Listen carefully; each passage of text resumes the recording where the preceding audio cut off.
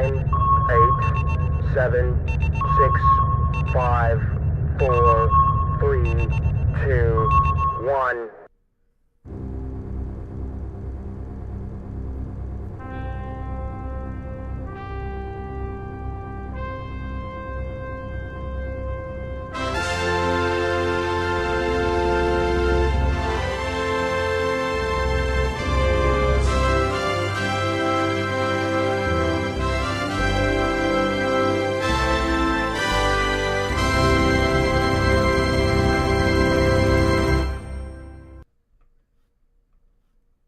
Can you not listen to that and go, yeah? Yes, it's so cool. Welcome, everyone, to IFB Interfleet Broadcasting, our sci-fi pop culture news and commentary broadcast. I'm New York Pete, and I am here with my best buddy, the Tipsy Toaster. Oh, over there. No, you messed it up. Right, Wonder Twin Powers. Go farther, farther. Activate. There we go. Hey, welcome, everybody. A co-host. I am psyched. We got a whole bunch of cool stuff to talk about. There's some really cool stuff out there, and our guest, we have a really cool guest, the Rogue Scholar, John Frater, who I know for a few years now. Finally able to get him onto our show and talk all about his work and stuff. I'm just so psyched, guys. We have updates from the Stranded Warrior. And I have a couple of goodies I want to share with you. I had some really cool pieces that came in the mail, and I don't know. It's just good. 2024. Keep on giving us keep on the trucking. good vibes. Keep on drinking. Yeah, trucking. Oh boy! All right. Well, don't stop Chris, the drinking. Anyways, yeah, go ahead. Yeah, man, I'm telling you, there's good stuff going on, and I'm happy to see everybody coming on and joining us. As a matter of fact, I turned that off. I'm gonna go back up there and do that. Yeah, Dave has messaged the group. Oh, sorry, Dave. Yeah, we did not see the message in the group. Let's see. We're going to get that up. Looks like I'm looking up into the base star, doesn't it? There we go. So let me get try that to, up there. Boom. I am going to get in and let's see. Oh, all right. Look, I see everybody's coming in. Dave, what's up? Dave Francoeur, evening from Berlin, New Hampshire. Baz from Down Under. Baz, welcome and thank you for checking in. Dave Turnbull is on. Rob Baum. Let's see who else. Paul, Commander Kane, and let me see. Sean. I see Sean. And Lola. I have 31 Barbies. Want to buy them. What is up, Lola? Hello, Barbie. Okay. Hi, Barbie. I just rewatched that movie the other day, as a matter of fact. Did you? Okay, yeah. Cool. Well, hi, Barbie. As you guys come on, Barbie. just put up a quick hello. I went into work and yelled out, "Hi, Barbie," and nobody responded back to me. So I was like, Because you have no other Barbies at your... Evidently. I said, hi, Ken, and I still didn't get anything back. I got tough dazzled stares like, huh? No Kens, and there's no Kens, and there's no Barbies at your job. James McCoy, welcome. Keep the Barbies. Well, guys, it's time to toast. We want to welcome everyone, and we want to recognize everyone. So let's... what do you got tonight, Pete? Just the same old? Yeah, I got my cider, man. I got my... so in your honor tonight, I got cider, too. Oh, I hope it's the chili. No, really? This is a... Fire. It's from New York. Oh, maple bourbon. It actually has bourbon in it? I think it's in bourbon barrels. Oh my God. All right, let's do this. Look at that. So it's only 5% alcohol, so really it's not much there, but it's like water for you. But it's where in New York is this from?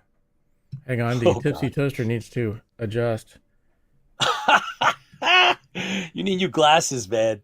I got good glasses. It just this light, it's kind of hard. Superfan Fran. New York hard cider, crafted. Pete, you know where Newburgh, Newburgh, New York is? North of the city. North of the city? Yes. You got to go visit this one. Yes. You've been to the other one, right? Yeah, got to go visit this one. Yes, I have. So this one is, there's no description on it other than dry hazy cider, maple bourbon. Cool. Let's do it. 190 calories. So we'll have some fun with that, right? Get some calories. Yeah. So ready? Ready? One, two, three. That sounded good. Excellent. And I have Ready? that rascally rascal Starbuck. Oh, Starbuck. I have this rascal, Captain Kirk. Set phasers on stunning. Yes, that's right. Stunning. All right, ready? See what color this is. Ready? We're going to do the glass thing. Oh, boy. Turn it sideways so you can see the color. And Go. You almost spilt that all over the place. That would have been funny. A little funny. It doesn't stick to your keyboard like you do. Aha. Trust me. This looks like a beer, actually. Keyboard. All right. So. Still looks like a beer. Still looks like a beer. Still looks like a beer. Yours is clearer than mine. Yes. Well, that's because you have the bourbon in it. I'm going to lick this off the microphone. Set phasers to drunk. Yeah, James. That's right, man. Oh, Fran.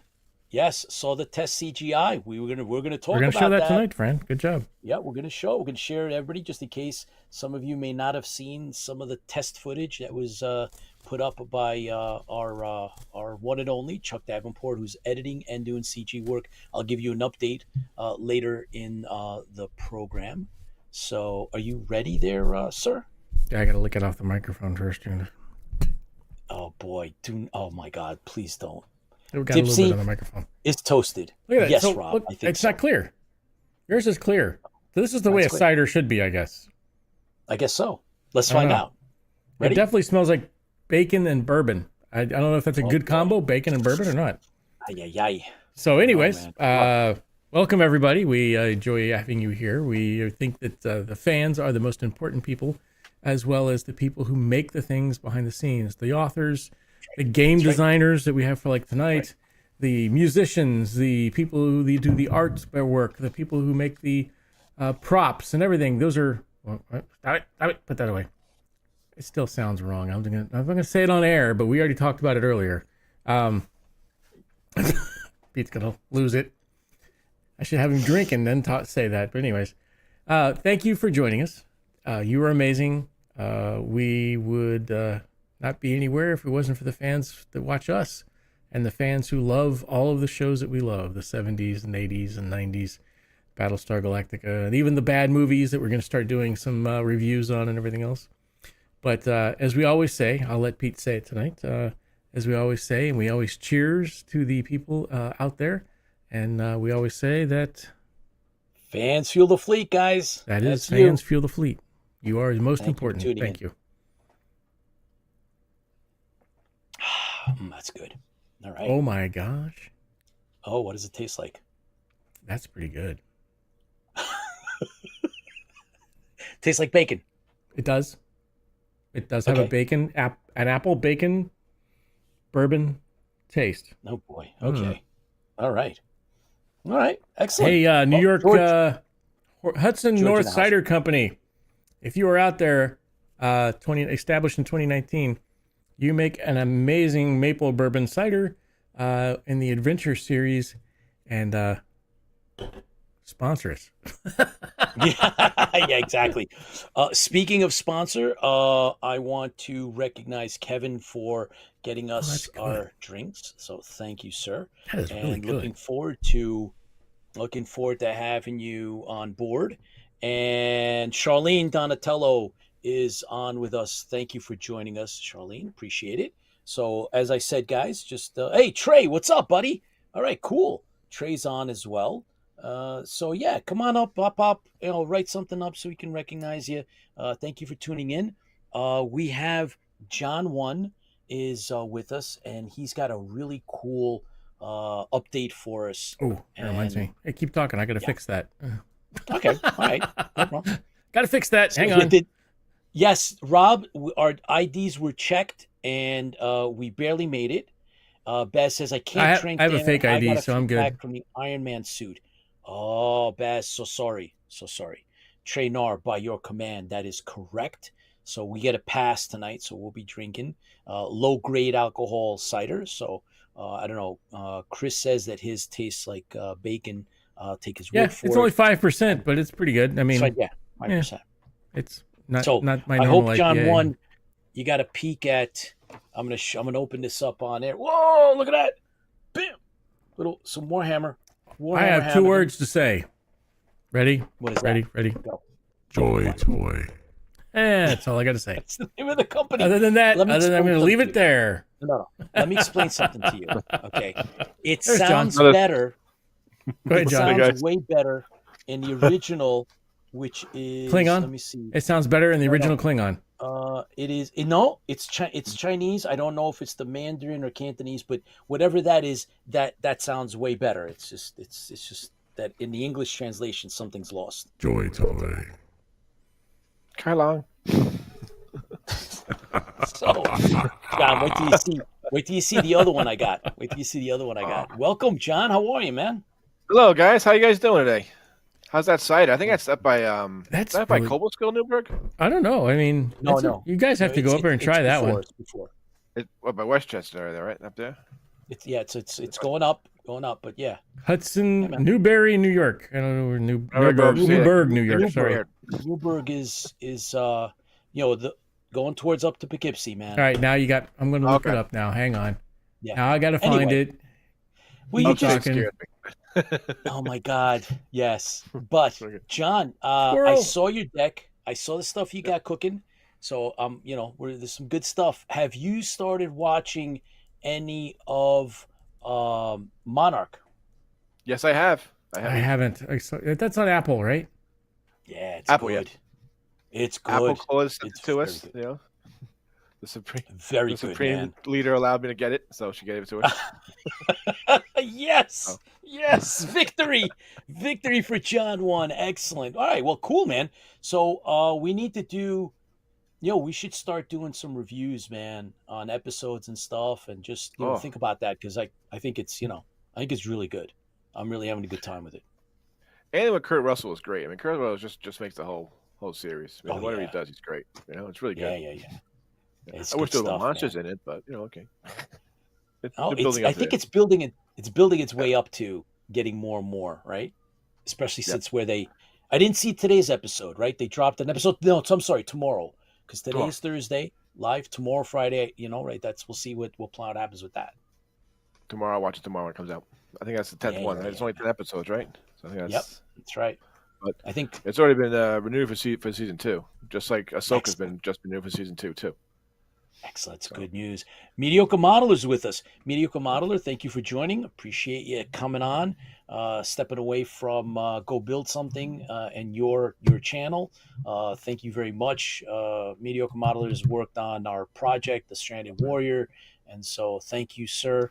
Make sure that cheers to you, but everyone make sure that you step in and step on over to the Mediocre Modeler social media site and see him building all kinds of sci-fi stuff. He's working on Batman and some just real cool things, man. I love his work. And John, what you and I, we were discussing a little bit of that There you go. convention, Garden State. We need There to you go. talk about it. Yes. I think There's it's coming my up at the end of the month, right? Yeah, I think I believe so. So we're gonna have to talk about whether or not we're going to. So Tipsy Toaster just went off on a tangent, and Dang he right. looked You up put me on a where- squirrel mission. I don't. I Yeah, can't did go not off a put you on squirrel mission. mission. Squirrel And so missions are you Cylon's are- favorite things to do. So Uh-huh. Okay, so you put up look a at map. there's Manhattan, and the it has Bronx, nothing- Yonkers. has nothing to do with science All the way up there is fiction Newburgh. or pop culture, Newburgh, and that's all good right. enough. Take that out. Turn it But off. What do we you had do? to figure out Get what out. it was, right? No. Oh my I think god! that's by, You asked, I had to find it. That's off the Taconic over there by Bear Mountain, right? Yeah, That Where? area. exactly. Bear Mountain. Bear Mountain. Okay, hang on. So no, stop. Put up the deck, man. What's the matter with you? Charlene Bear Mountain, New says, York. I can find that one now. Hang on. I've Where's been Bear watching Mountain? Monarch. Russell is good. His son plays the younger version of his character. He's Our- pretty good too. Our audience needs to know geographic stuff. There we go. 100%. Bear Mountain. Not enough Godzilla. Will you take that down? What is the Bear matter? Mountain, right right there. Right there. There's Bear You're Mountain. out of control. There's Bear The Mountain. Tipsy Toaster has Oh, earthquake! lost. Earthquake! He Sorry. lost himself. He's out of control, man. Oh boy. So, John 1, we need to I get. want some of that your- cider. I want that bacon maple stuff. cider. Woohoo! Put up the deck, man. Let's go. What is up with you tonight? You're like all over the place. The I'm deck. just imagining what it tastes with that nice color. Can I see that color of that cider Look again? at the dark, It's like a smoky red yummy. Oh. smoky bourbon, tasty, and that clear urine looking stuff. But anyways, I just heard bourbon. Oh my God! Press the buttons. Press the buttons. George G's in the house. What Thanks buttons? for joining us, George. Let's go. I gotta Come press on. buttons. Look at that, Yeah, demanding. press the buttons, man. Damn, Let's colonials go. just demanding everything. It's like, press the button. I am anxious to see what John's got for us. John has Are you got. excited? Well, actually, John's got to wait a second. Hang on. Oops. Give me 1 second. Let's go. Come on. Crisp Hang on. apple. Just hang on. Slideshow settings. Oh, Move the slideshow over there. all right. Yeah, you really don't know what goes on behind the scenes over here. It doesn't matter what goes on. I want to thank Yes. Micah Harris. He sent this over. So thank you for sending this. The last one that he shared with That's us, shiny. I actually had I passed it on to the film students in the film program that I'm in, and that went over really, really well. I also wanted to mention that we're going to Good have Lord, that's a doorstop. Alan Morton. Yeah, well, guess what, dude? I was telling you, it's the complete directory of science fiction, fantasy, and horror television series, and it covers 50 years. I think that thing 46 to could be. 96, I Scott. think you could put that in a chest thing and make it a chest protector. That could be a plate. It has all I our bet you could favorite- stop at every show. 7.62. All our so I had opened up the Space Above and Beyond. It has like all the great shows: Tales from the Crypt, Tabitha, Tales of Mystery, Third Eye, Time Lapse. I mean, I don't just remember top Third Eye. ranking What's Third stuff Eye? randomly. It's good stuff, man. I don't remember Third Eye. What's Third Eye? Yeah. The Hitcher, Holmes and Remember Yo-Yo, Hitcher?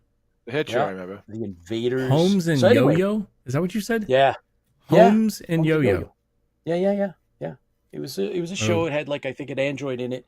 So I gotta watch that one. Then it's got robots. I'm all for it. It's got robots. So we're gonna have the hopefully Only we'll if be they able to take get over the author. world So or this is good dominate the world stuff. at least. Got that going on. All All right, right, I'm ready now. I'm And- sorry about that. All right, let's go. I think I am. Do it. Hey, done. There we go. Buttons. Press Button buttons. pushing. Let's go. Woo, there we go. We're set. It's all you, right. John. Take it away. Hello, everybody. Just a quick report. First up, in movie theaters, ISS. Imagine being on the International Space Station, you and the Russian astronauts, and you look down and you see World War III break out. And so how are you going to survive on the space station with Russians and U.S. going after each other, and while their countries are at war? You know, Wow. I thought they just misspelled hiss. So see it in movie theaters January 19th. You know, especially now with Wow, that's Western soon. equipment. Yep. Western equipment against Russian equipment. I don't, especially in Ukraine, it's not going to last that long. But just my thought. Those HIMARS are Exactly, doing yeah. the work. Those HIMARS are really, really changing Putin's plans. But It's not ISS. It's is. is It's hiss looking without the pretty H. good. I'm going to sneak out and see that. And DC will release another animated movie tomorrow. It's called Crisis on Infinite Earths Part 2. That should be Oops, pretty good. I Check it out. definitely hit the wrong one. there. And then no, that's it. And then Is that Guillermo it? del Toro. Yep, I just jumped Okay. that in, pulled that in. And then Guillermo del Toro is producing a Frankenstein movie for Netflix. I Wow. guess he has to deal with Netflix now because last time Wow. he made a movie, The Curiosity Cabinet of Dr. Caligari, which had like a lot of horror stories in it. It's on Netflix now. It's pretty good. You watch that. That's cool. And now he's producing yep. Frankenstein. Well, that's where Macaulay comes in regards to Stokerverse. So Yeah, that's right. Oh, boy. Really good series. Stuff. I watched Oh, that. yeah. I watched that movie a couple of times. So. Oh, And that was pretty good. So looking forward to it. He's doing pretty good, Del Toro. So this Frankenstein might be a little bloody and good. So I'm looking forward to it. Yeah. That should be coming out I next think year. it's possible. Yeah. I And my just captain, I can't watch it without thinking of AB Normal. They're going to bring you up. Young Frankenstein. Let me out of here. Let me out of here. Open the door. Walk like this way. Okay. Frau Blucher. Yay. Sorry. Oh, sorry, guys. We're going back on track. Captain Patrick Stewart. Don't worry, you and me next week. We're set. Oh God, it's gonna be good. you guys are gonna implode. Me, and we're gonna have a ball. I have two powerful drinks and sitting right next to. You're gonna be ready and everything for me. So. If I slur up on the seat, it should be good. Should be a good show. And a Patrick Stewart said a Picard Trek movie is on the way. Maybe what? Cisco will. Yep. Wow. He's already in production and producing. He got a script. He's going to say it's going to be produced. So he's going to do one more time for Captain Picard. So excellent. I'm hoping maybe Cisco will come out of the wormhole and give him a hand. Picard, the search for more money. Yeah. Really how to milk it. Yeah. See if he survives it. He's pushing like 80 now, Patrick Stewart. So still pushing it, buddy. He's still going. Yeah. He went out on pretty good on the Picard season 3, so I know I ruined it now. So. But that money rings. Good. Let's do it again. Okay, the upcoming Battlestar Galactica series from Peacock just got some good news. It will now be written and executive produced by Derek Simmons. He's the guy that did The Sinner, a couple of the TV series, so he's actually working on it now. So we'll see. Can we read? We got to reach out and see. I mean, I reached out to Kinsberg at one point in time. He was supposed to be doing the original remake. I know this guy is working with Esmail, right? This is the Esmail 2004 version ish thing. Yeah. We got to reach out to him, see if he's willing to talk to us in regards to. I know they can't talk to us about the show itself, but they could talk to us about their fandom and what they really believe. Try to reach out to me. They're all just followers. They can't leave messages, so you got to call their agents or something like that. Yep. We'll still work if you need the contact, I can get you the contact. Okay. Sorry. I can call squirrel. All right. Let's see. Where am I? Oh, chase some damn squirrels. Yeah, 5 years later. 5 years later, it's probably some headway. And our friend Chris McCauley just got a story in the Fanzine Monster Stories. It's an anthology of known horror writers and up and coming horror writers, and they're writing short stories about monsters. So I'm going to look this up tonight and get this. So it's pretty good. Oh, it looks great. And Macaulay's in this. He's got a writer in it too. So we have a lot of authors that have come on the show. We just want to thank them. That do a lot for us. Actually, some are coming back. We talk about the new books. Who else is coming? Jay and Change coming in the month. Micah Harris. Micah Harris just came out with the books. He's going to talk about the Hunters. Really good book. He's pretty cool. He's coming on. And our friend Bert Alabama, he's coming on too. He finished his third book. He's going to come on again, talk about it. Really good sci-fi guy. Really good sci-fi writer. Cool. And absolutely. Thank you, new writer J.E. Park will be coming on, helping us to promote Stranded Warrior on his site. He should be coming on. These are all good authors, guys. If you guys seen them or get to read part of their work, just reach out, say I'm a good job, and you won't be disappointed. Really good authors, and we're glad to have them on our show.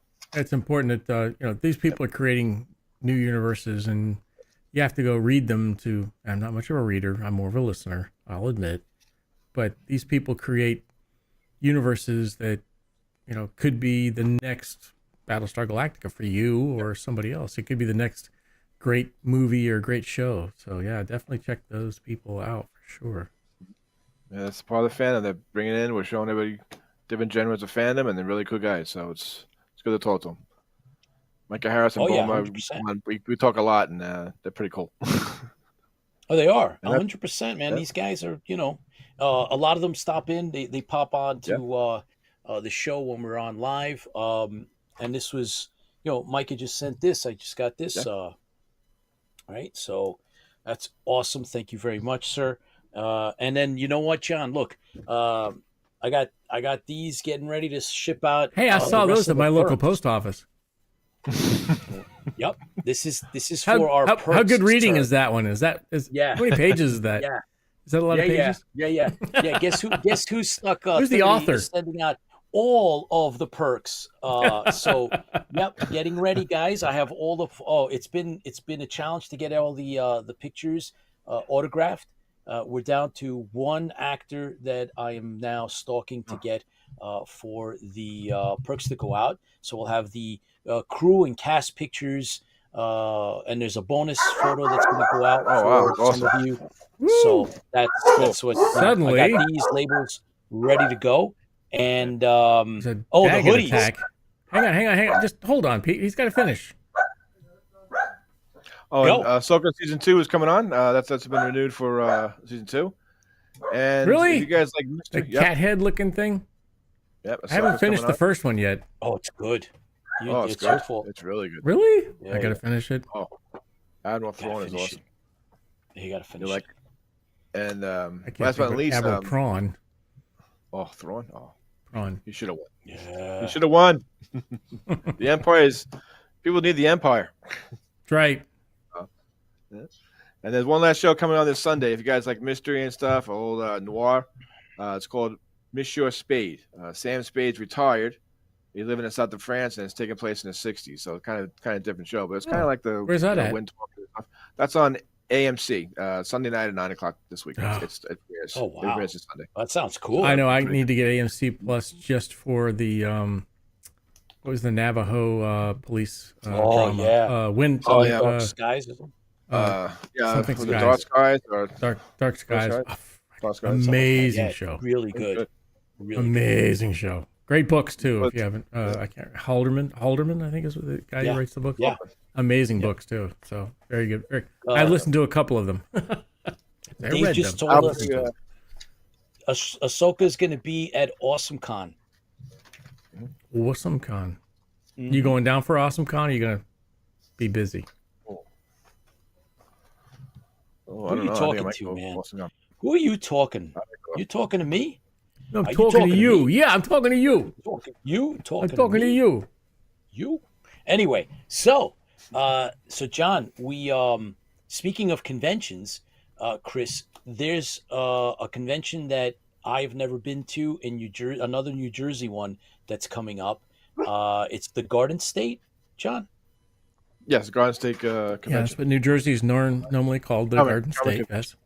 Yes. Yeah, it's a big one. It's been on for a while. Oh yeah. Never been to it because it's Maybe I should look New it up. Jersey. Hang on.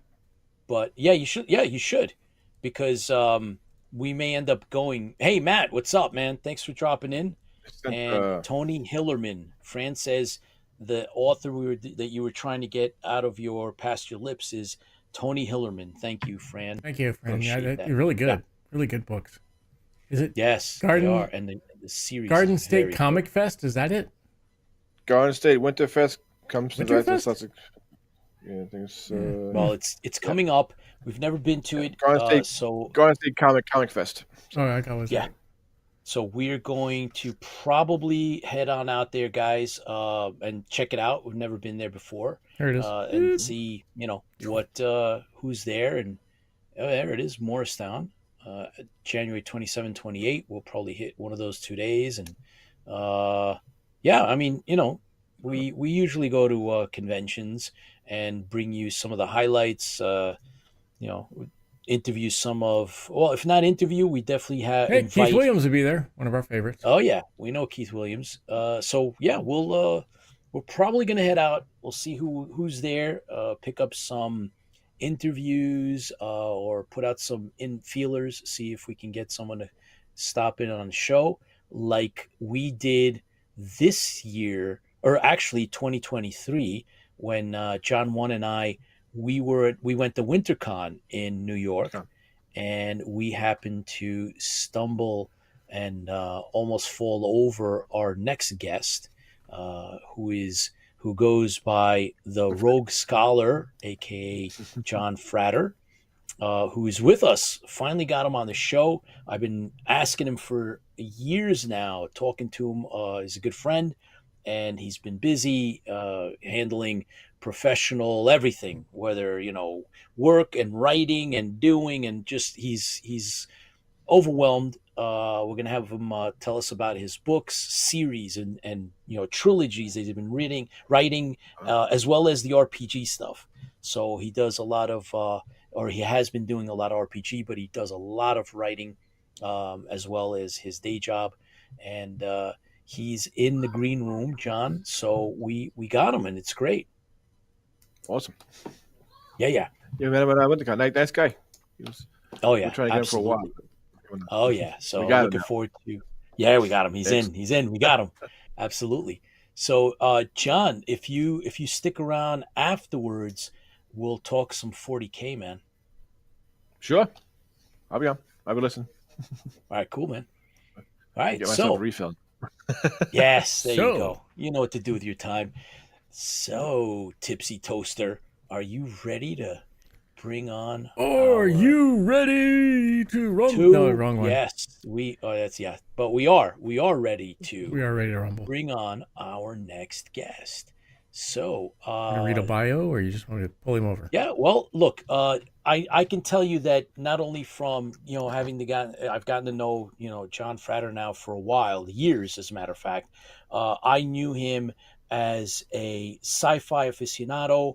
Uh, then getting to know him even more, I found out that he was an author, that he'd been writing trilogies of sci-fi books, military sci-fi stuff, and he also had done some. RPG adventure books that were related to Robotech. But he's also an author that he's written newspaper articles, magazine articles, game reviews, book reviews, as well as his own stuff, and a few radio plays on the side as well, which I know the Tipsy Toaster is very fond of things like that.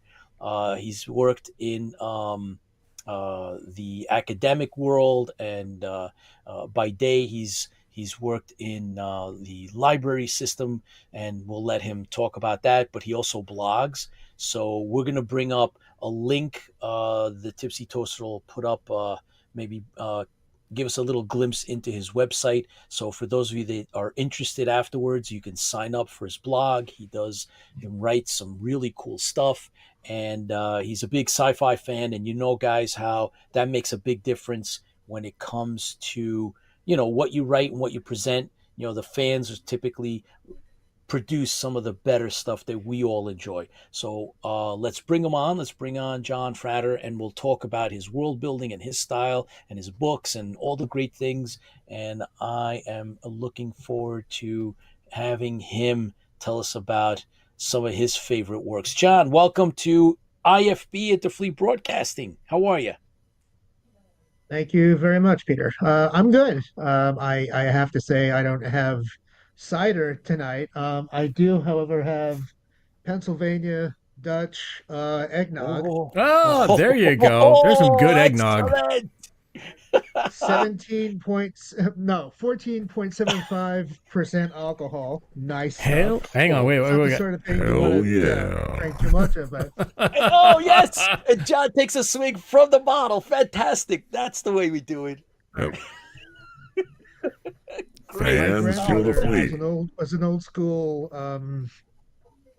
school Russian, like a white Russian. They believed in the Tsar, like the Tsar would last forever. And then the 1920s came, and a gentleman named Stalin decided that was not going to happen. And so they ran with some of their valuables. But my great grandfather ended up in coming to Ellis Island, sitting on a steamer trunk full of rubles that had Nicholas II's face on them, and so are completely useless for anything. But he Oh, was absolutely convinced the Tsar would last forever.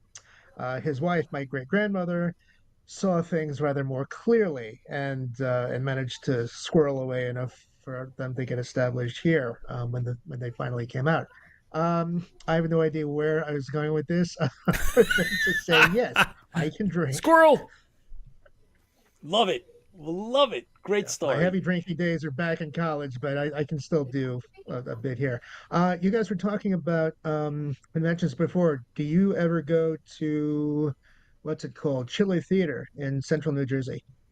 We did. John one and I, we actually went to the last one, and I'd never Nice. been. Really cool. Had a real good time. Jamie Farr was one of the people scheduled to be there, if I remember correctly. We didn't Yep. go, but we think about it every year because it's relatively close by, because we live in Queens. So we think about that. Huh. The one time, a couple of years ago,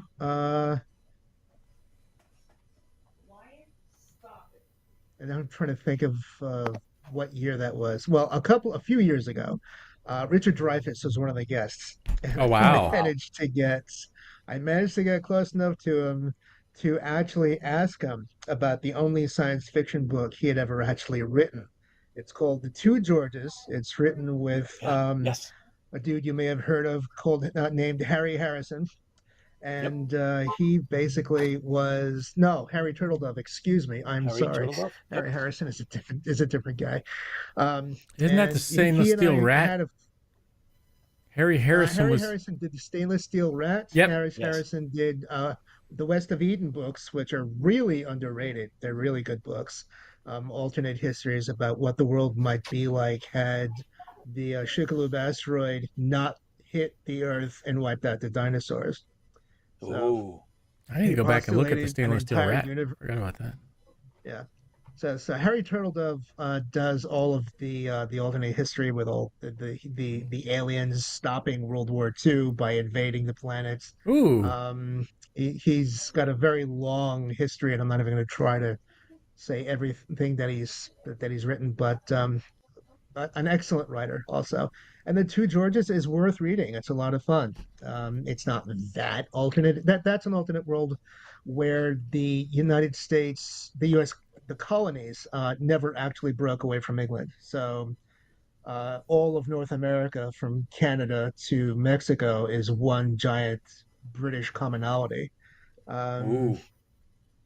and it's interesting to see just how their imaginations twisted things a bit. That's always the fun with alternate stuff. I am a big fan of Harry Turtledove and his work, so I am very familiar with Agent of Byzantium and Guns of the South, two of my favorites. Guns of the South, I think, is his best work. It's one of his Yeah, earliest works, but one of yeah. I think it's held up the best.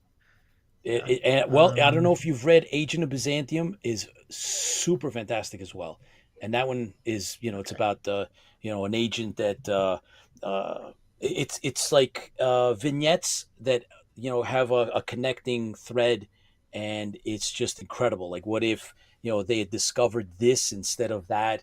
Gunpowder earlier, how that would have changed the Byzantine Empire, and it's pretty damn cool. As a matter of fact, you know that Harry Turtledove had his PhD in Byzantine studies,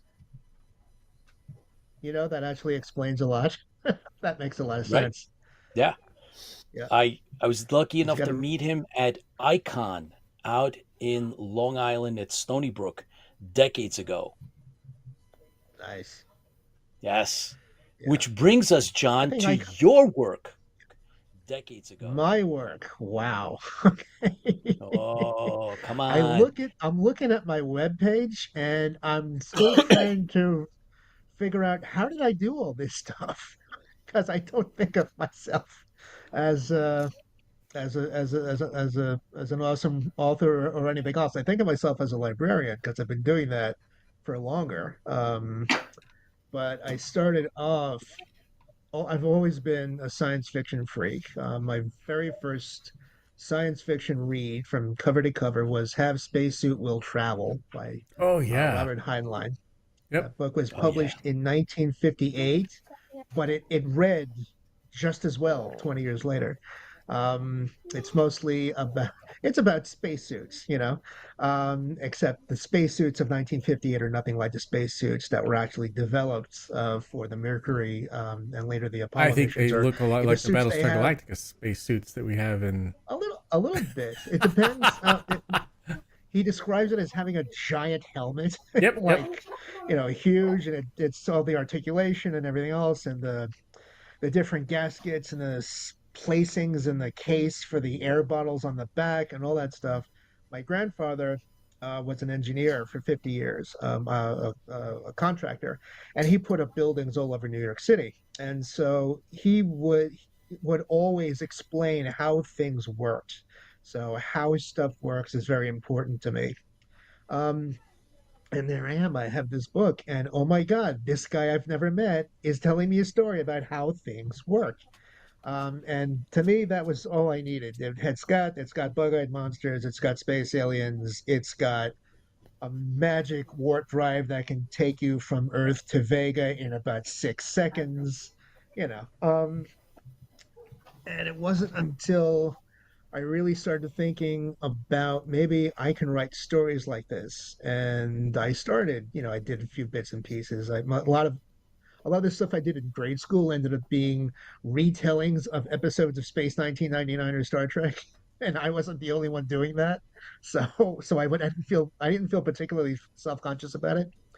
But I got to college. We were part. I was part of the fantasy role-playing guild, which was the D&D club, basically. Um, and we had overlapping interests. A lot of us were sci-fi fans at the same time, and we started putting together, because you could do this when you had access to a photocopy machine, which for you kids is a box that spits out pictures and on paper. Let's see. And we ended up creating our own RPG magazine, which we called Gateways. And at that time, there were only a couple of major publishers that did that. TSR, of course, published Dragon Magazine, which Yep. was Yep. the gold standard of everything. Um, and GDW had their Traveler, Journal of the Traveler Aid Society, and a couple of other smaller magazines. We had almost no competition, so we could write about anything that we wanted, and we did. We ended up writing about whatever interested in us, things that we brought into our games, kinds of different types of characters, different kinds of other things. I joined the staff as the game reviewer. That put me in touch with game designers from all over the country. So I ended up talking to the guys from GDW. I spoke to the guys from Games Workshop. I knew the guys from FASA far too well for any Yeah, Facet did a rational good. discourse. Facet did a Battlestar game But too. yes, I don't know if when was that? What year was that? Oh, I can go grab it real As they quick. I'll had a let you know. they had a Star Trek game back then. It's not like Star Trek Adventures today that's published by Modifius. But back then they had a Star Trek sort of RPG, and it was actually a pretty decent product. Yeah. I remember Paramount did not think highly of it, but I don't think Shocker. Hang on. Practice my masses. shock face. Yeah, Paramount doesn't think highly of anything, including its fans, which is the worst thing you can say about that, unfortunately. But it doesn't matter. It doesn't matter. I'm still a Trekhead. It's okay. Um, I'm not sure where I was going with this. Yes, I am. We we had that, um, and yeah. So Gateways was there, and I ended up talking to the guys at Palladium Books about their Robotech RPG products. I reviewed them. I got a chance to talk to Kevin Simbita. I spoke to a couple of his employees, and back then I knew the show really well. I knew the material really well, and I had done my own bits and pieces that, hey, if this were a universe, maybe this could work or that could go in there. And at that time, Palladium didn't have a very large staff, and he was buying work from freelancers. And we had a conversation, and I sent him some of my stuff, and he didn't respond for weeks, and I thought obviously he doesn't care. One day we had a conversation, and he said, this is actually pretty good. Do you want to write a book? And that book ended up being a lot of my old notes, and we ended up calling it Return of the Robotech Masters, which was my first pro sale. Wow, Robotech that's rocks. cool. So whatever else I say about Simbita, Kevin Simbita, I thank you for giving me my break. There's And always that that was one that. person who helped you get there.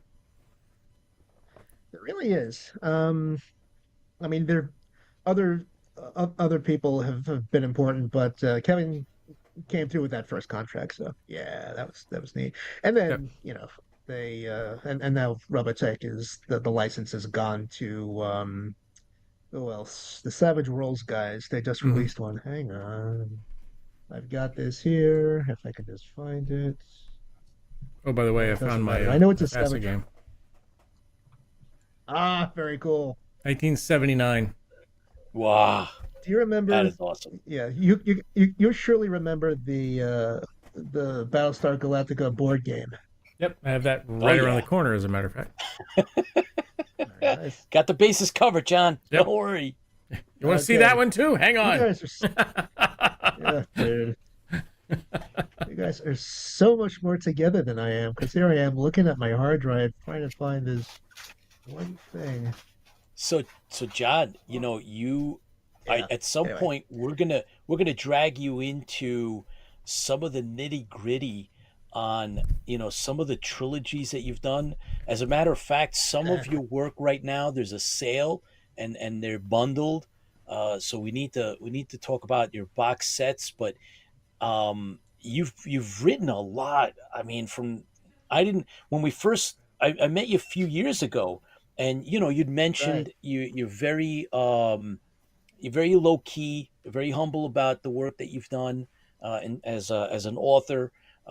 We did talk a little bit about sci-fi. I know that you've done a trilogy, but I mean, you've done a lot of work. Never mind your single anthologies, published in a series of various books. But tell us a little bit about, there's Battle Ring Earth, Crisis of Command, there's Salvage Ops, the Blockade. There's a New York City exo exoclips. I mean, Expocalypse. there's a lot Expocalypse. of stuff here. So where Yeah. where do you want to start, man? I want to hear about Where do I these want to these start? Okay, books. let's start. All right, I don't want to talk over you guys. Let's start at the beginning because that's how I lived my life. Cool. Yeah. When I had spent a couple of years teaching high school kids in Japan English for 2 years. That was 1993 to 1995. And when I came back in 1995, I sort of bounced around. I wasn't really sure what I was going to do next. It ended up being a string of jobs that were not particularly fulfilling, and I'm not going to talk about.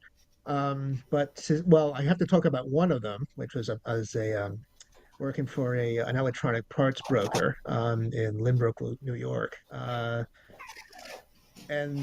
talk about this only because I managed to have some nerd cred owed to the fact that I sold a hard drive to the United States Navy, and that hard drive found itself installed in a computer bank on board the USS Enterprise. What? Nice. Yeah. All right. I cannot prove this because I don't have the paperwork. That, of course, is with that company. But this is a true thing that I did, and it's just plain cool. So, Yeah. so while while I'm figuring out what else to do, I'm going through other stuff. I opened a shop or two. I did other things. I was always looking for new ways to figure out what do I write next? Because I'd gone through the notes of all the stuff I'd taken, all the things I've done, and people I spoke to in Japan. Um, and I'm thinking, what's it going to be like in 10 or 20 years? Because space is the final frontier. It's going to get dealt with one way or the other. And at that time, there was a bit of a ruckus being raised about whether or not space was a legitimate um, place for the human race to expand. And that idea comes up in a lot of sci-fi, especially a lot of sci-fi in the 60s and 70s. Um, and I'm trying to figure out, okay, what's it going to be like? My niece had just been born, and I'm thinking about what's it going to be like if she wants to go to space? What is she going to have to do to get there? And so I projected myself forward 20, 25 years, and I figured out, okay, the year is 2025. Well, it, not quite, but almost. And I may have to rewrite the book with a different year now. What's the world like? And I decided, okay, if we had a space industry, it would obviously be corporatized because there's no one person with that kind of money. Although these days that might be an arguable point, but we're not going to talk about that much. Um, and so I just started doing a deep dive into space stations, and there's been a lot of actual science done on that subject. In 1973, the Stanford Ames Group, which was a combination of physicists, educators on physics, and NASA put their heads together and wrote a complete report about what space colonization might look like, what the technologies involved would be like, what the organization would be like, the rationale for having a space station up there. And that was about the same, and Gerard O'Neill took his notes from that conference and wrote The High Frontiers, which became a source for me. So I decided that the big issue in a realistic fiction universe for that would have to be a civilian versus a military presence. And the thing is, ultimately, when you get down to the organizations that can do this sort of thing, it's the military and it's government, corporate, large scale collective activity. And so I figured let's set these two sides against each other and see what happens. And so I wrote Article 9. If I had to do it again, it would be a different book because I know so much more about the subject now than I did then. Um, and I put it inside this setting called the Blockade, which postulates a series of alien probes around the solar system, preventing anything from outside from getting in. And if I was going to write it again today, and I may do that one day, I would have to take account for the fact that the blockade is also blockading anything from Earth from getting outside the solar system. Now, at this moment, only two spaceships that we've built have done that, Voyager 1 and Voyager 2. None of the others are anywhere close to the heliosphere, and Voyager 1 keeps blinking on and off, so we don't know exactly where it is at any one time, but we have a good idea because there's no other forces acting on it. It's going out of the solar system. It is officially out of the solar system. So, Article 9 is there. I put that whole thing together and I write another 500,000 words for two more Oh, books wow. that I never publish because I keep getting distracted with other things, usually a Squirrel. day job.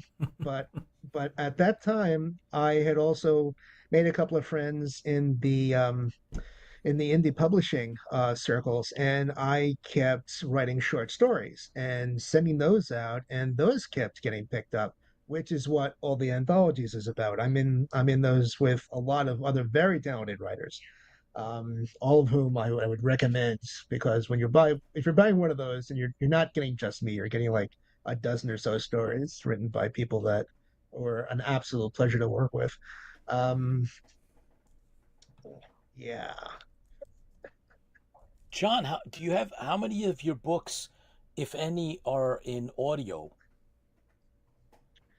The stuff I did for Aphon Books, which is an actual publisher, they're my primary publisher right now. That would be the Battle Ring Earth books and the Prices of Command books. Those are all on audiobooks. Those are all available by way of Audible, which is part of Amazon. So that's a whole thing.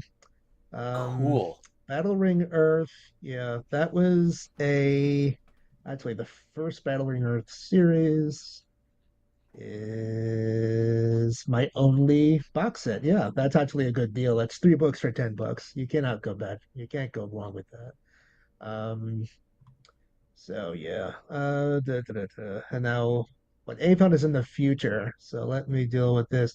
Um, there's one here, one that my only superhero books, my only superhero stories. Collateral Damage, which is on my website, and Somebody Save Me, which is the one after that. Uh, Cool. I've Yeah, never there's gotten into superheroes in the same way that so much of America has, because the stories were always changing, and we all had our favorite superheroes. Mine was Iron Man. And I don't mean the red and gold Iron Man. I remember the gray suit Iron Man. Those are the ones I started oh with. Yeah, the older ones, the very first ones, the ones where the Mandarin was not Ben Kingsley. yeah. So which Oh, that is is so not to cool. say Ben Kingsley is a bad Mandarin. He did that really, really well. I think He he should did have had do his it own well. movie. I Yeah. agreed. So, but I took what I remembered about well, everyone knows that the most interesting collection were the X-Men and in that time, and the most interesting X-Men writer was always Chris Claremont. So I basically pulled everything I can remember about all the X-Men stories I liked, and I basically wrote what's it called? Saving Sniper Girl, which was about a superhero who was very much like, like Cypher from the X-Men, the guy that nobody liked. And the reason nobody liked is because he had no physical prowess. He had this brilliant mind. He could read or speak any language, but he couldn't defend himself. So after a while, he gets out of the game. And so he just doesn't do it. And my guy gets into the game of international espionage and ends up figuring out that a Chinese sniper team has been released in New York City with the intent to assassinate the vice president of the US. And using those characters, I uh, I wasn't going to do another story, and then Agents of Shield was a thing, and I liked the show, but there's certain things about it I didn't like. And so I took the things that I didn't like, put them in another story, and I called it Agents of Scram. Hmm. That's One of these awesome. days, I'm going to fig. One of these days, I'm going to write a complete Agents of Scram book. It won't be a series. It'll probably just be a one-off because I don't know if I can carry a superhero series, but I've never tried, so I don't know. Um, so that's that. You'll notice that a couple of these had the moniker Chronicle Worlds on them. Chronicle Worlds was a brainchild of a very, very um, dedicated author named Sam Peralta, who this in addition to being a publisher and a very gifted writer and poet, is also a nuclear engineer. This guy has Oh, designs robots that go into nuclear reactors to clean the pipes so that people don't have to do that. This guy's brilliant, and I'm very lucky to call him among my colleagues. Anyway, about that point, one of the earlier things that Amazon did with their new publishing platform, which is how all this stuff got done, by the way. Without Amazon, none of this would have been possible. Um, so we ended up with a new platform they introduced called Kindle Worlds.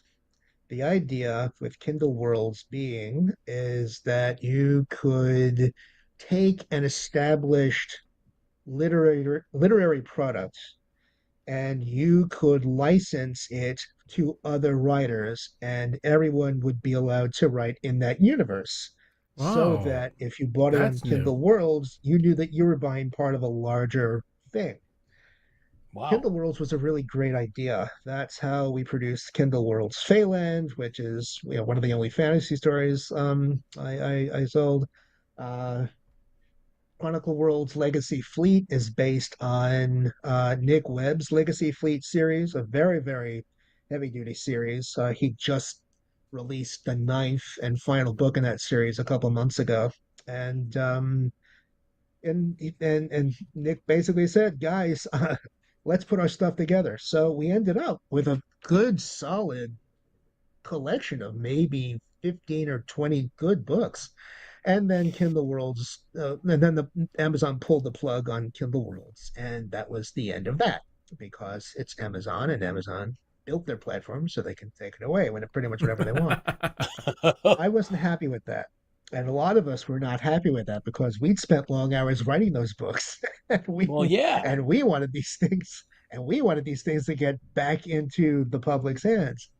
So it took a while. It took some negotiation, and mostly it took Nick's uh, Nick had to get back to us and say, let's do this instead. Um, he allowed us to publish republish the books that we had had, to publish new books, and as long as we had a disclaimer in the beginning that said that this was done with permission, with the with written permission of the author, we could make the publications done. So, Legacy Fleet was back on the menu, as it were. My short story for that was called "The Last Flight of the Vulture." Vulture is a salvage ship, which has Legacy Fleet takes place within a setting called the Second Swarm War. The Swarm are these gelatinous aliens that absolutely hate all kinds of life that are not their own. Every 150 years, they go on a rampage down this arm of the galaxy and do their best to wipe out as many human colonies as they can. The first Swarm War is completed with the Swarm going back into hibernation and humanity sort of surviving. 75 years later, a new swarm wave comes, and it's 75 years too soon. So the human race is not really prepared for it. And so, in order to combat this new offensive, they have to bring out the legacy fleet, all the old obsolete spaceships and battleships that fought in the first Swarm War. So I figured there's already 10,000 of milfic stories in this setting. So what else am I going to do?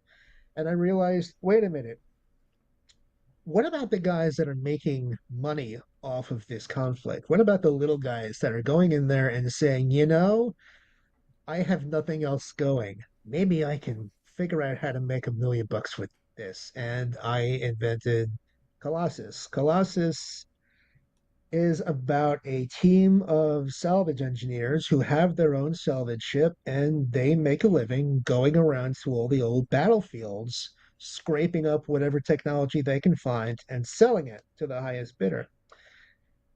Colossus itself is a mega project from the Earth Defense Forces. It is a giant asteroid that has been hollowed out in the effort to use it as a system defense platform.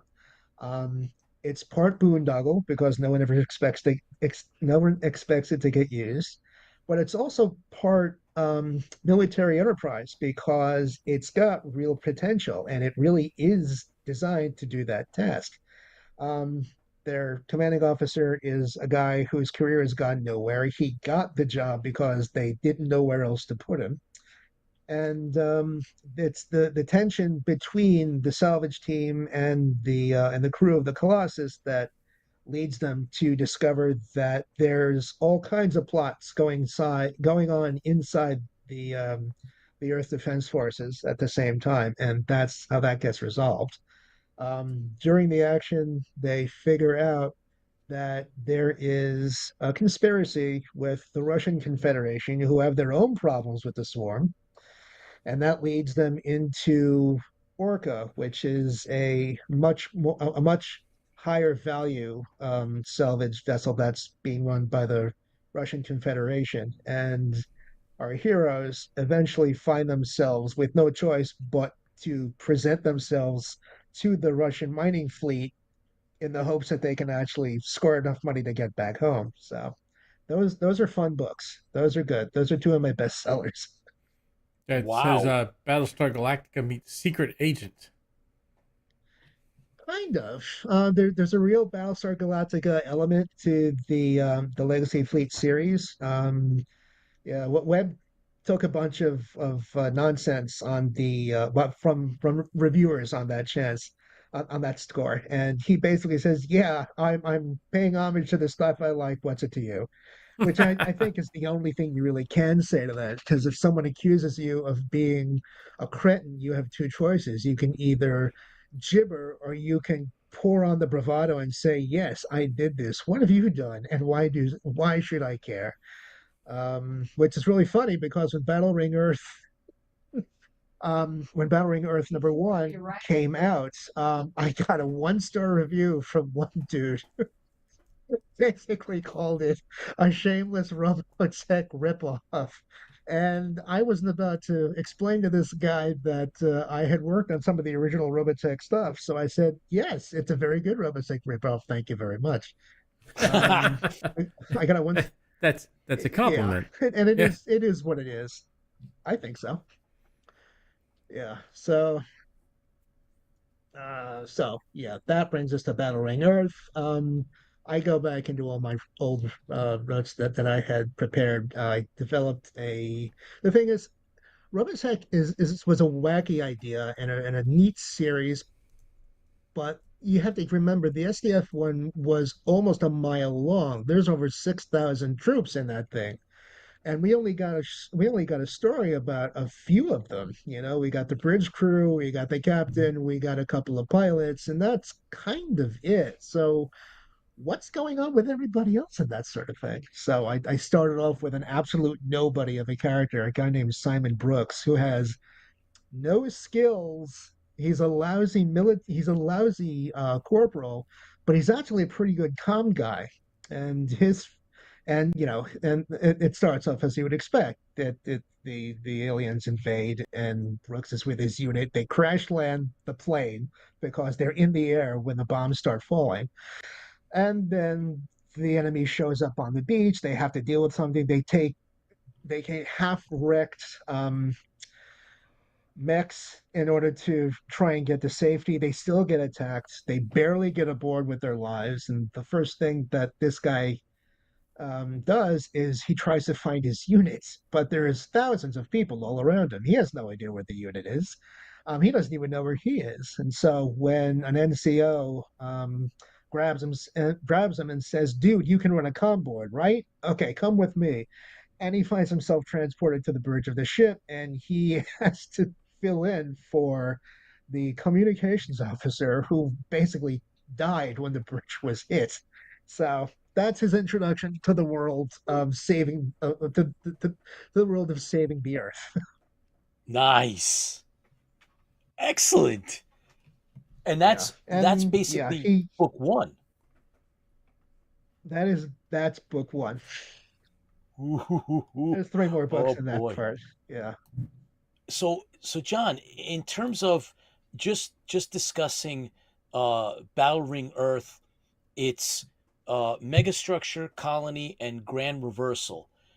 Is there right. more to that, or is it kind of There, done at three? no. I set it up so that Battle Ring Earth took place only in the solar system, um, with a jump to the alien homeworld and a jump back.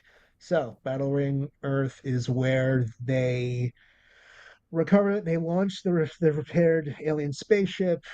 Something goes horribly wrong, and a science project is accidentally deployed.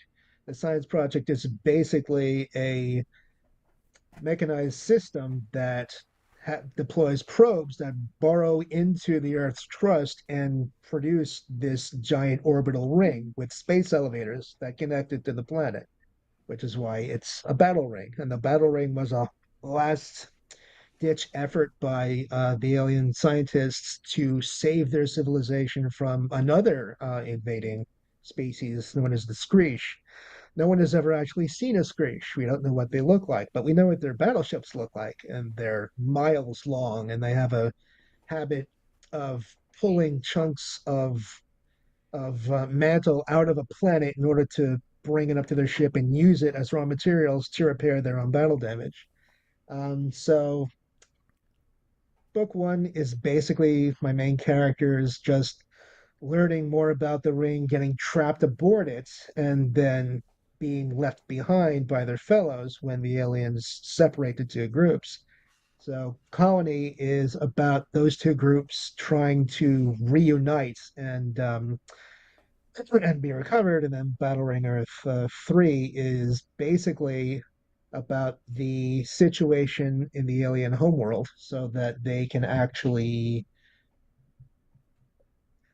it's at that point where both sides unite against the Screech invasion of their homeworld that the two sides realize they have a little bit more in common than they thought, and they're able to pool their resources in order to deal with this. that was that. That was strenuous to write. And I decided, what else am I going to do with this? So I realized, there's other races out there besides humanity. There are the Sleer, who were you know, the battle ring cons- construction people. There's the Screech, as we've heard. There's also a race of psychics known as the Psychons, and a race of elven-like aliens known as the Movi. They all have problems because the Screech are invading all their empires. And I decided I wanted to put a couple more dimensions into this whole universe. So I did, and I realized that contact with the human race is the only thing these races have in common with each other than the fact that they're all being attacked by this outside agency. So I decided let's take a whirl around the actual universe. Let's see what everyone else looks like. So that's where Crisis of Command comes in. The Moby Empire is falling apart because of an assassination gone horribly wrong for the Emperor. The Screech High Command has basically decided that they now own Earth because they own the ring that hovers above it. And there is an artificial intelligence that is running certain Slayer bits and pieces that really is trying to figure out how to save all these races and somehow just can't quite figure out how to do it. And that's something else that has to get dealt with. Wow. So, John, we gotta. two sets of books, same universe. That's You're incredible. running long, I know.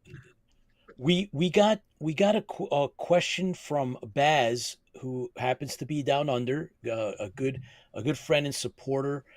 He's building a one-to-one, finishing the build on a one-to-one scale Mark II Viper, and it's a Nice. labor of love. Yeah, it's taken him a long time, but he's got a question for you, and he says he wants to know, how do you deal with Chat GPT writing stories on the whims of the masses? How do I deal with it? Well, I don't generally use Chat GPT myself. Have you looked at the output that Chat GPT is cranking out? Because it's weird and it's Yes. demonstrably weird. It's very obvious no human wrote this stuff.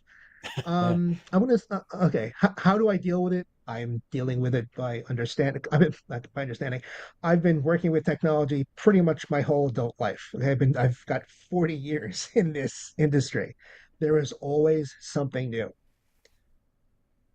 At some point, the new stuff stopped being really useful. I would say that really started getting going around 2010, 2012. The new stuff was Flash. It was ways to separate people from their money, and it Mm. had questionable lasting value. If you read the business papers, you'll notice that the only way that the tech giants like Microsoft and Google have managed to keep growing is by buying other companies. They've integrated very little of the technology from these other companies into their own products, but it's a good way of making sure that those competing products don't actually go anywhere. So, ChatGPT has two things that are really important to realize. One, all the large language model AI algorithms are not they don't actually think, they don't actually read, they can't actually write. What they can do is they can take a certain number of elements, analyze the likelihood of those arriving multiple times, and they can predict something else in the sequence. The predictive text on your phone, on your iPhone and your Android, that's all this kind of stuff. That's what it does. That's why there are memes on Facebook and Instagram, well, Facebook anyway, that basically say, here's an idea, put this in your phone and see what it says. It's a game because it doesn't have any really lasting value. Maybe it works. Maybe it works. It's not going to be able to write a passable short story because and the interesting thing about fiction is that it doesn't have to be real. In fact, if it's too real, you might lose readers because of that. but it has to be real enough. ChatGPT, from what I have seen, consistently fails to be real enough. That's what I'm Interesting. thinking of. And I'm just to say I'm not talking completely off the top of my head about this. I'm also part of the AI knowledge assessment group at my school, and so we've been doing a lot of reading about this. It gets a lot of use, and there are legitimate uses for it. ChatGPT can take a partially denuded program in Python or C++, and it can fix the holes that are in it. It can give it it can give it additional instructions so that you can add additional requirements to that program. It can list all the different recipes that were created by Julia Child between 1964 and 1979. It can give you all this stuff, but it can't put a story together the way a human being can. And that's that's going to be telling at some point in the future. There are ideological reasons to stay away from it. One being the only way these models can exist is on a very large diet of material. The material that was fed in it needed to be of a relatively high quality. So that was basically copyrighted material that was thrown into it. No attribution was generally given to the authors of that material. No permissions were generally obtained from the publishers of the material, which is why George R. R. Martin is suing these guys for copyright infringement, and I think there's a good Wow. chance he may do it. We'll have to see.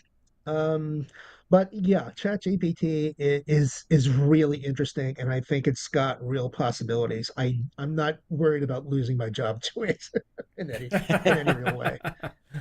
Well, speaking of your profession, or multiple professions, but here we're talking about your specific sci-fi writing.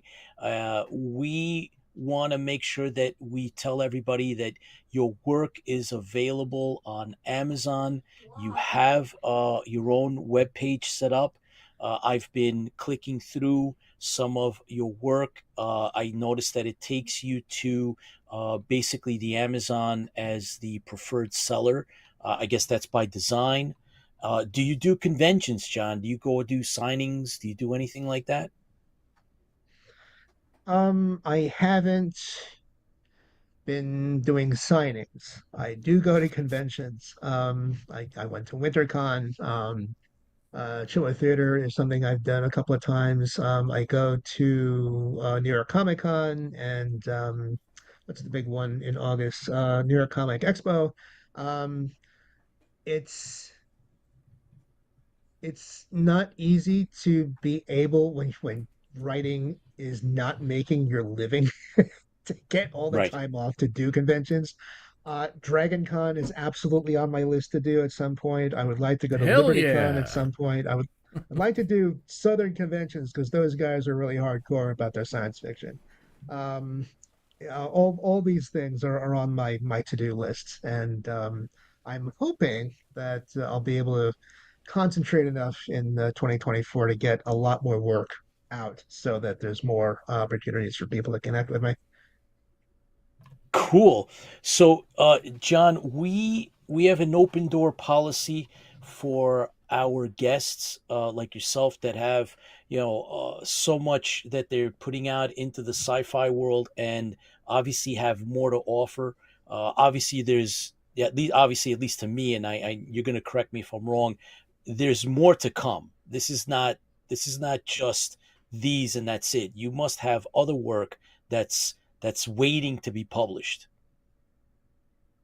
Well, I eventually I need to get those next two blockade books finished. I need to think more about how the blockade works and what the final end game is. I'm working on the next trilogy for the Battling Earth universe now. That will be called Screech Invasion, unless I think of a really awesome title to work with. And I'm about 50,000 words into an 80,000 book for Oh. the first one, and I've got two more in that series. I'm hoping to have all those handed to my publishers at Athon in June, and then start working on other titles as well. There's a Portal Fantasy story I've been series I've been trying to come. I have covers for those threes. It actually and that actually descends from which one is this? Yeah, Digital Idols, which I have a new cover for too. I'll put that up in a few months. Cool. If Very you cool. guys want to be if you guys want updates on all my stuff, my website has a newsletter. Make sure that when you type it in, make sure that you actually, it'll send you a confirmation email. Make sure you hit the confirm button to make sure you actually want to be there. I send out updates once a month, more often if I think it's necessary. There's also book sales and links to other writers' work who I value, and it's how I keep in touch with people. And John at johnfraterbooks.com. You send me an email. I read everything. Thank you, John. That is incredible. I've really enjoyed having you on. We've talked about, IFB and doing an interview and having you come on. Literally, it's been for years. So this has Yeah. been a highlight for me to I have you apologize for that. finally on. No, not at all. I mean, look, the bottom line is, we all have day jobs here, John. So it's understandable, but like I said, it's great because we're able to have you on and get to know you a little bit better and get to know, more importantly, your work that you do. And like I had said earlier on, it shows when it's a fan that's writing. You're not doing this just because you're doing it. You bring a lot of the love of sci-fi and the shows that we all love into your work, and we want to get the word out. So look, when you're ready to come back, you have a place to come and get the word out. And we look forward to seeing you back here and seeing you at the conventions, because I've run into you now a couple of times, and last time happened to be a WinterCon with John once, so that was really cool. But we wish you the best of success for this is the beginning of 2024, and upwards and onwards. We expect to hear from you when you're ready with the other trilogy and the other work that you have. So please keep in touch, John. Absolutely. Thanks very much for having me. Absolutely, it's a pleasure. And so here's to you, to John and your work. Thanks for taking the time out, and fans like you fuel the fleet. So all the best, and keep it up. All right, with the eggnog, I love it. Straight out of the bottle. And there are, if you want to answer later on, there's some questions in regards to a couple other questions in there. If you want to check out the chat, The later chat, on. John. If you want to jump on that, there might be a couple of things that that you may or may not have covered. We had some fans come on a little late. If you want, you can go. You're more than welcome to put in a couple of answers. So we'll leave that to you. Thank you again, John. All the best and Happy New Year. Yep. Take care. Thanks very much, and Happy New Year to you guys. Oh man, that is so cool. I just love it when we get into the background and then the stories, and it's the way they're described, when it's you can hear the passion when it's coming through from someone, like the author themselves. It's coming from the inner mind, right? They're the ones that wrote this, Yeah. and they're telling you how the story flows. I They're love it. creating There's that nothing universe. like I it. mean, once again, that's somebody has to have the idea. Somebody has to write it down. Somebody at Oh, that yeah. point, then it grows legs and go farther. It goes to movies, Yeah. or it goes to audiobooks, or whatever it may be. Oh That yeah. the first step in that whole thing is to have somebody there with the vision and the desire to create something that is near and dear to them. And then hopefully there are people out there that go, hey, I'm interested in that too. And that's Yeah. where, sometimes some people write some things and nobody gets interested, but it makes you feel good. You don't have to be an award-winning author. You don't have to be somebody who writes 20,000 books. You don't have to be, Stephen King or anything else. You can write if you want, you can write something, and then if one person reads it and likes it, they're a fan. That's one fan, and you don't have to have tens of thousands of fans. You just write something that makes you feel good, and then maybe, just maybe, it'll make somebody else feel good. Maybe it'll make somebody else think of something else and inspire them to write a story that inspire them to do something special. And then maybe they become the next, Glenn Larson. Maybe they become the next whatever. It's all about, fueling the passions, fueling the fleet, fueling those people out 100%. there. 100%. And speaking of fueling the fleet, I did want to talk about very briefly, wanted to give everybody a little bit of an update.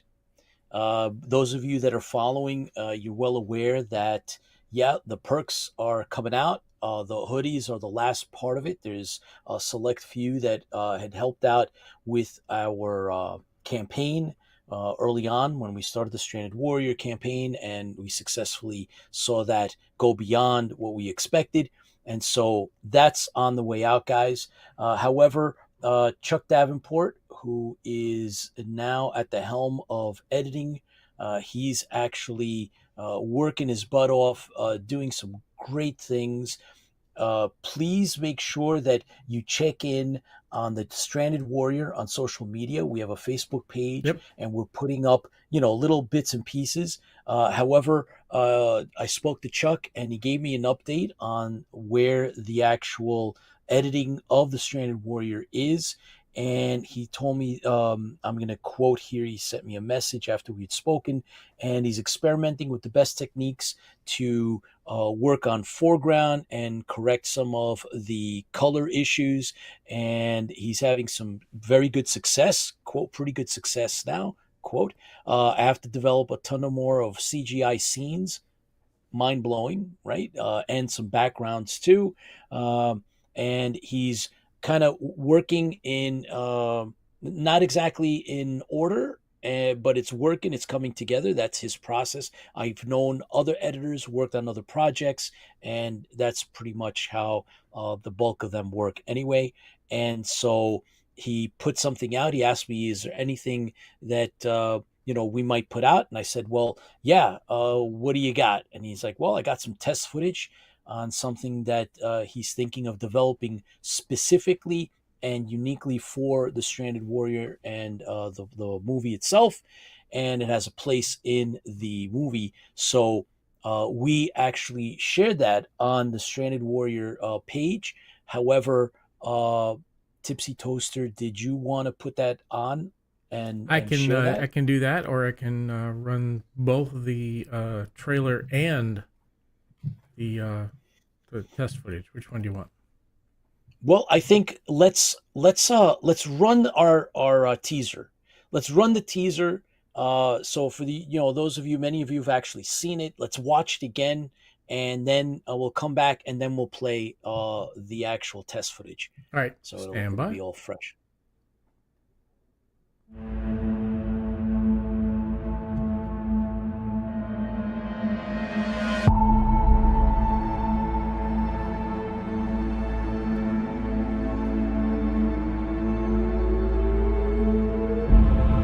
There are those who believe the Cylon War is lost. That man cannot survive.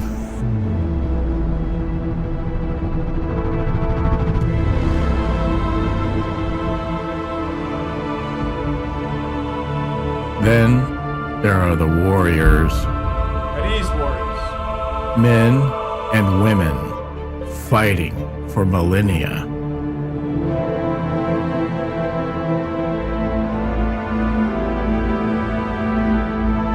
We are Leads of the Fleet! Warriors living with violence and death. We are pretending to be the insectoids caught in the crawlin's web. You snit rat. What the frack is going on?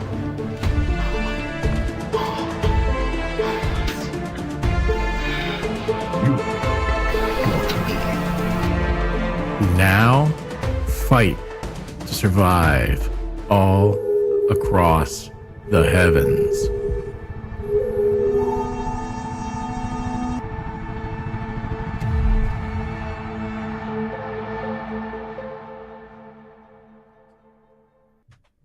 Yay! I don't get tired of watching that, to tell you the truth. I never get That's tired of awesome. watching that. Oh my god, that's so cool. So I've seen it. Tipsy Toaster and I, we've seen some footage that was color corrected and worked on, and it's incredible. It's just we have the talent that's involved, starting with, of course, Captain Martin, George Zuvalos, award-winning filmmaker and writer and actor, who's on the verge of having his own feature-length movie, Once a Week for Life, that we were involved in as well, getting out there in the professional world, being picked up. So we're just waiting to have him come back when we have the next part of this. But we are blessed with talent all around. One of them happens to definitely. be Yeah.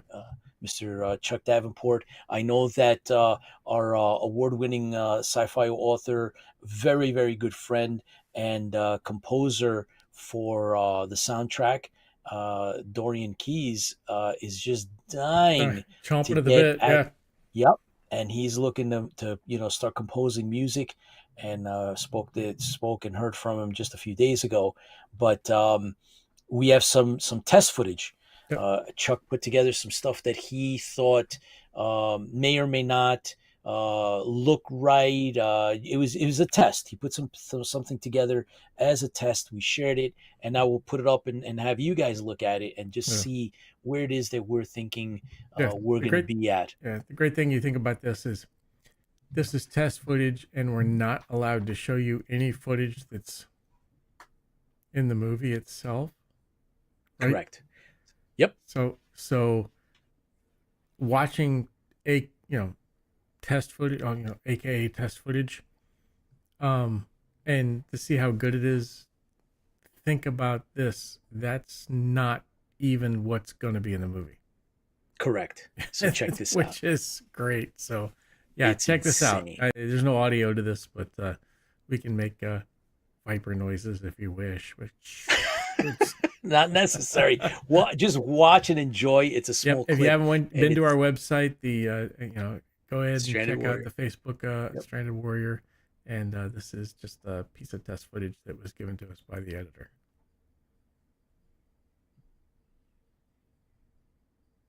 Oh boy. Oof. That's pretty crazy. Oh man. Wow.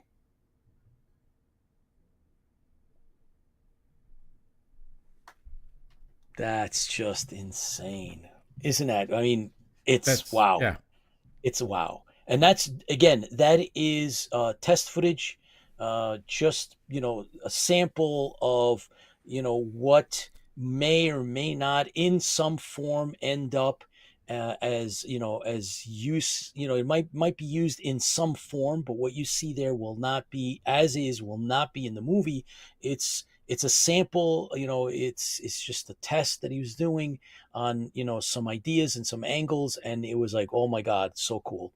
But it's well done. Watching well done, that, Chuck. and then I just watched a bad movie over a couple of weeks ago during the holiday break.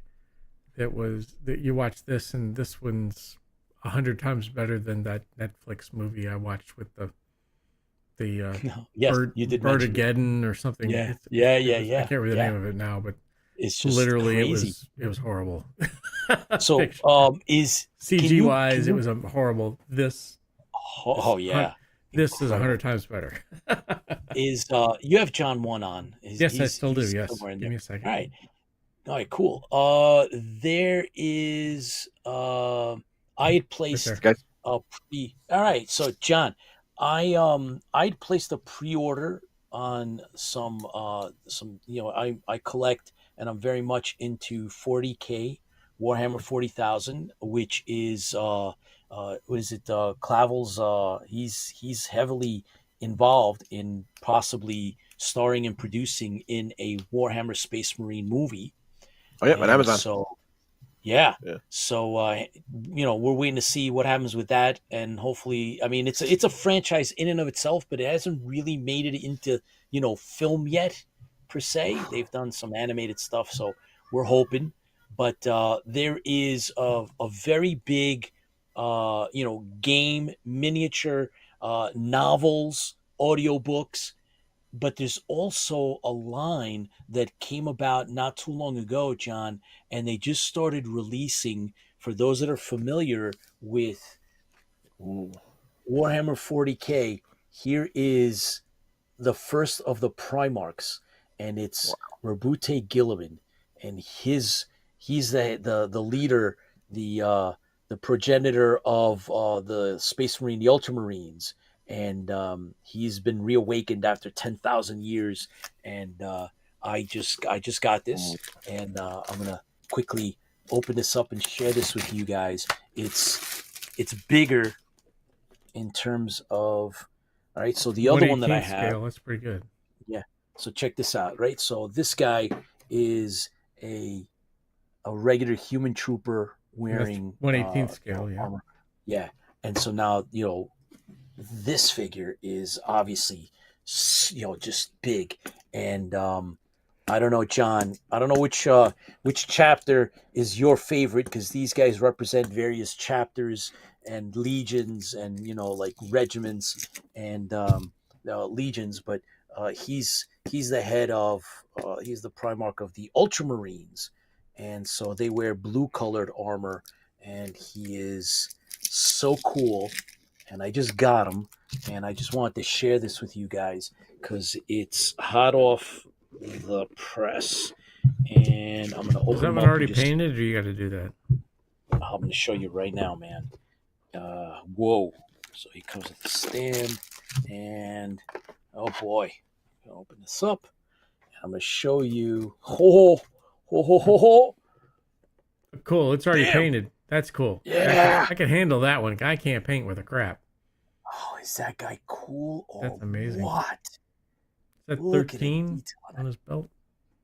Yep, 13th Legion, and he comes with the the different head on it. That's without the helmet, so I'll be swapping out the helmet.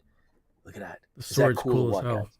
I love the Yeah, man. flaming sword. That's Isn't that very well just detailed. incredible? So anyway, I this just came in, and I want to share that with all you guys. And For Pete those will of you never that take it out of the box. He's now putting it back in the box, and it'll never leave the box. No, it'll go on the shelf. Trust me, it'll go on the shelf. So it comes with the stand and everything. So it's very cool. But anyway, I just thought that was incredible. I've been waiting for it for I think almost 8 months, and they just released it, and I got it through a distributor, a seller here in the United States, in Florida, and I got it. I thought it was really cool, and I just wanted to share that. So, John, what do you think of that? Is John frozen? I think John froze. He's so John got so excited he that froze. he froze. He froze. What do you think of that, John? Oh, John's like, yeah. He dropped the computer. Just couldn't handle it. Sorry, John. I didn't want to do that to you, but His it internet is- connection melted. Yeah, his connection melted. Hey, Dorian, come on. Dorian, how are you, man? We your ears must have been ringing. We just screened the trailer again, and then we put up a little test footage, which you probably already saw over on the Stranded Warrior. However, Chris, we didn't mention that we put up a poll on IFB for I saw it wasn't even a micro expression, so you need to address that separately. And we put up. So hold on, because you didn't even vote for Boltar. So I don't. Maybe you shouldn't even. I would have voted. It would have been for Lucifer. So you didn't even vote for anything. So I don't know Lucifer what the heck, with the light at its head would have been. If you could put the lights in the head, would have been. like, Way to go, you're Hallmark. There you go. protesting the choices. So the idea is we put up 6 choices, and when we close that down, when we shut that poll down, the winner of that poll, we decided that we're going to put it against a base star. I think you Ornament. just misspoke there. The loser of that, the winner of that poll will be the loser against the base star. Yes. Oh my God. Okay. Oh, so does that mean that you're going to bother to vote on the next one? When it 'Cause comes you- to the base you star, yes. protest- I think Yeah, they you know, just you're I think they protesting came now. out with the battle star. Now it's time to come out with the base star. Baltar got a pity vote. Thanks, Janet. As an ornament, right? So I don't know. We put up 6 different choices, and It's so many different choices. right. So there's Baltar, there's Lucifer, there's a Cylon Raider, and then there's what do we have? We have a Commander Kane, and we have a Viper, and we have a Land Ram. I think that's the 6, right? No There's 6. Daggett, no Ovions, no Toucan know. singers. Whoa. You want to put that up? So why don't we have it battle? How about they battle? John's it out? back. We have- He's John's now back. no longer John, floored by you- your by the Primarch. By the Rute Primarch. Gilligan. What'd you think of that, huh? Peter wasn't plugged in. The next thing I know, I saw the battery sign. I'm like, oh, wait a minute, what's that? Bam, and I just had to plug it back on. So yeah, that Joy Toy is pretty cool. But they had the Adeptus Aurora in there too in that line. I was looking at Yeah, that they line do. before. So Oh, they do. They got a lot of cool stuff, man. And then Chaos Marine too is pretty cool. they're coming out, yeah. And then these guys are the Scions, right? These are the elite special forces that are also, they just released these guys, and they're the 55th Capic Eagles, the Tepentious Scions, and they're a special forces unit that gets Scion was a deployed. car. Wow. Yeah, well, not this guy, man. And this is just one of the team. And they have like a command team that comes with this, and it's just incredible. So there's a story somewhere about these guys, and then they made them. They finally brought them to life. It's so cool. But so they're going to be making all the different Primarchs. Like this, so Gilliman is the first, and then they're going to keep going and see how far they get into it. So I'm not sure what chapter is your favorite, but I don't know if you should get into it. I'm still reading them. I gotta get some reads of them. I love the Not as answer. good as that you are, but- I'm with you, John. Oh boy, Pete's That's like, not- this is fantastic. I'm okay with Yeah. John. John's like, me and the other 20 million that are huge fans of Warhammer. But Can't help it if 20 million it's people right. are wrong. And I voted for the Silent Raider. There you go. You did vote for the Cylon Raider. There you go. So I don't know. I think right now, based on the Tipsy Toasters attitude, I think we're gonna have to have another 6 choices for the follow-up poll, and then we'll have the winners of each battle out. How Yeah, about we that? need a Bore. We need Okay. All right, so that'll be the next one. Mephistopheles. No, that's you. Yeah, you have to have Mephistopheles. We'll do accountably. All right. So that's what we're gonna do, guys. So once we If you do an this Ibley, one then out, it has to glow with the horns and then off face. the regular face, and then glow with the horns and then off, like Oh, a boy. flashy, couple of seconds each way. That'd be fantastic. That'd be awesome. All right. So that's what we're gonna do.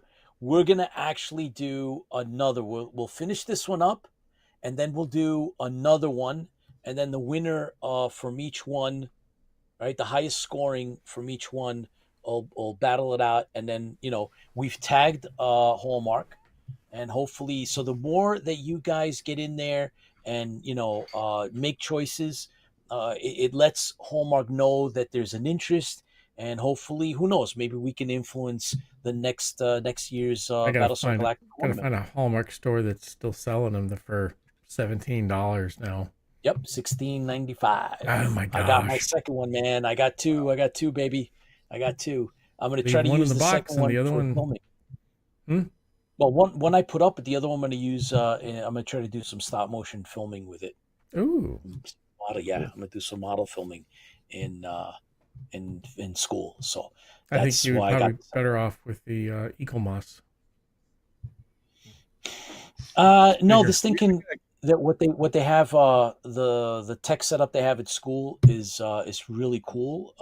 And I'm obviously a film student right now, and they have the technology. I already flew around with a TIE fighter, a Star Wars TIE fighter, and they have the setup. So I worked on that. So now I figured, what the hey, I'm going to use the Battlestar Galactica. So as soon as I get that, guys, I will bring it. I'll show it Spray to you. I'll paint share it with you. Helios on it.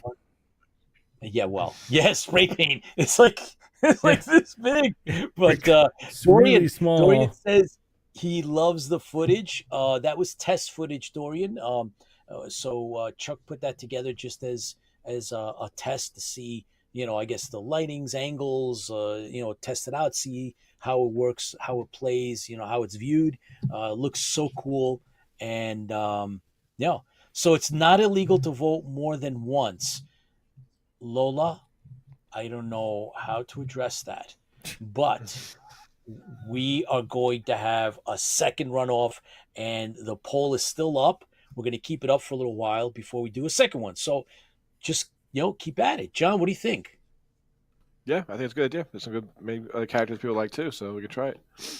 There's Athena. Athena up there. Hey, did you hear that, Tipsy? What's that?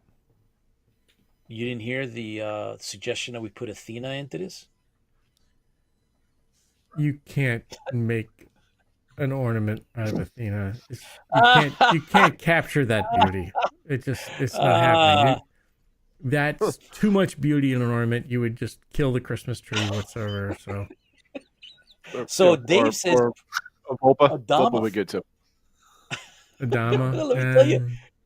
Yeah. Oh, well, all right. It was all turbo thruster test CGI is what Chuck just let us know. Gave us a heads up. Chuck, that was phenomenal. Thank you so much for putting that together. Chris, I'd love to have another conversation. So Chris, look out for Dorian, wants to talk a little bit. Sure. Dave says he wants to put in Adama as a choice for a Hallmark ornament. So maybe we'll put that up too. So I don't know, John. You're. Well, I guess this one, first one should be is ships and people. I guess we probably should have switched it from first group is ships and the second group is people, and then put the people and the ships together and whatever. Well, we're gonna mix it up. We'll mix it up. We'll do another 6, and then I say Bores. I mean, they're missing the Bores there. Ovions, Bores. Somebody might say they want, snit rats. It's got to be a snit rat somewhere. We got to make our own snit rat. Excellent. All right, cool. Well, John, Chris, I think it's that time. And, unfortunately, it is about that time. We need to wrap it up, and we will be back around in transmission area or transmission range next week. Same time, same bat channel, same bat place. Different bat day. That's right. 2 wild and crazy Cylons will be coming That's up. it. Next week. Oh boy, next week, you guys gonna Pete's blow gone, it up, so John and I will be. Yeah. Oh, dangerous. I think we'll also be. John and I will be probably doing a bad movie review, in-depth bad movie review. We have to discuss which movie though, John. I don't know which one yet. You should do the bell. Put a poll. Yep. Put up a poll. I don't think we have time for a poll. It's only a week away. We need to watch the thing and make notes. Yeah, come on. Oh my God, that's gonna be so much fun. You guys have a great time. Oh, I'm sure. And have a good time on your vacation. Mm-hmm. It's not a vacation. It's called a trip. Yeah, We're going whatever. traveling. Trip is what you do when you fall over top of something. We go traveling. How's that? We're traveling. We travel now. So must be nice to be retired. So, anyways, someday I may make it there. I don't know at this point if I will ever do. John, same way. So, but old Cylons never die; they just get rebuilt. That's true. So here's to you guys. Then here's to everybody. Here's to everybody. Thank you so much for joining us. See us next week, Thursday. It'll be John and I without Pete, so we know it'll be a much better episode than this one. And hopefully you come by and join us. But once again, we always thank you for joining us. thank you for everybody out there that fuels the fandom, because it is important that we remember that the fans fuel the fleet.